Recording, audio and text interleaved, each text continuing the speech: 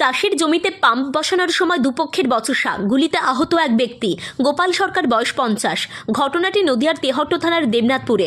গোপাল সরকারের অভিযোগ, প্রায় 10 বিঘে জমি, সেখানে রসুন চাষ করছেন। এবার আজ সন্ধেবেলায় মাঠে জল দেওয়ার জন্য পাম্প মেশিন বসাতে যান। সেই সময় কয়েকজন তার উপরে চড়াও হয়। এরপর তাকে লক্ষ্য করে গুলি ছোড়ে। তার গুলির ডান হাতে লাগে। গুরুতর আহত অবস্থায় প্রথমে তাকে নিয়ে আসা হয় তেহট্ট হাসপাতালে। সেখানে অবস্থার অবনতি হলে স্থানান্তরিত করা হয় শক্তিনগর জেলা হাসপাতালে। বর্তমানে শেষ চিকিৎসাধীন। কি নিয়ে গন্ডগোল তা এখনো পরিষ্কার নয়। তদন্তে তেহট্ট থানার পুলিশ। আমার ঘর আছে, মেশিন আছে, স্যালো মেশিন, ডিপটি বলে জল দেয়। ওখানে এটাকে কল নিয়ে গেছে। কল নিয়ে যাওয়ার পর তারপরে খোঁজ করি কলটা জীবন বিশ্বাসের বাড়িতে, কল বাবার নাম সূর্য, পরবর্তী কল পাওয়া যায়, দেয়নি। তারপর একটা কল লাগায়।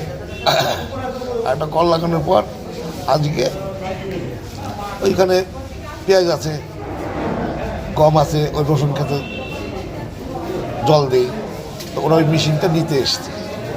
মেশিনটা নিতে আসার পর তখন ওরা কাঁদতে ফাঁদতে তুলেছে মেশিন। তা আমি যাই দেখি যে আমি এই কারা তোরা চুকে পা, এই কথা বলার পর ওরা বলে ধর্ষা লাগছে।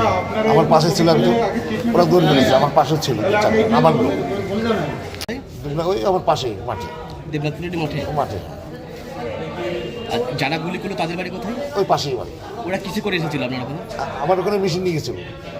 মেশিন স্যালো মেশিন, হ্যাঁ, বড় মেশিন আছে, বড় মেশিন, পাম্প মেশিন, জল দেয়। ওরা কিসে গিয়েছিল? হ্যাঁ, ওরা কিসে গিয়েছিল? ওরা মেশিন দিয়ে যাচ্ছিল, তখন আমি বাধা দিই।